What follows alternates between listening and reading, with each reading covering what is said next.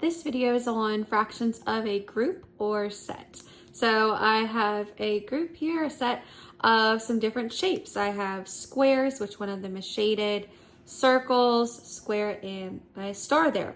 I have two example questions because making fractions for a group or a set really is not that tricky. But it just really comes to paying attention to what the question is asking you. So my first example says, what fraction of these shapes are squares?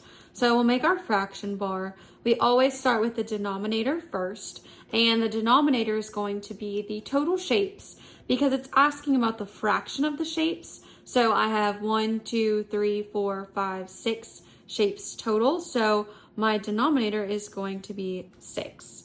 Now it's asking what fraction of the shapes are squares. So now I'm going to go back to my set here and count how many of these shapes are squares, and it's 1, 2, 3. So what fraction of the shapes are squares? That's going to be 3/6. Also, something important about 3/6, it's equal to 1/2. So this is an equivalent fraction because 3 is half of 6. So I like to remind students that 2/4, 5/10, 3/6. These are all examples of 1/2. So that's something good to keep in mind. It can be interchangeable, something that they might see on tests or for their SOL tests, for example.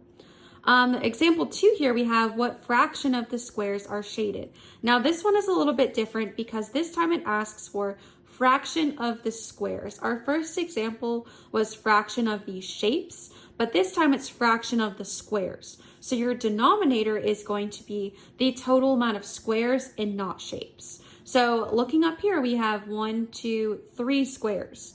So 3 is your denominator, and this is just showing the difference between the two types of questions that they'll be exposed to when working with fractions of a group or a set.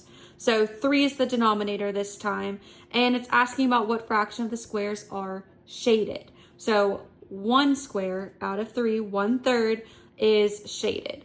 This could be tricky because students might still put 6 as the denominator. Also, something else to watch out for, we do have a shaded star. So if they're moving too quickly, they might put both of the shaded items instead of just the one that's the square. So that's really what you have to look out for here with fractions of a group or set.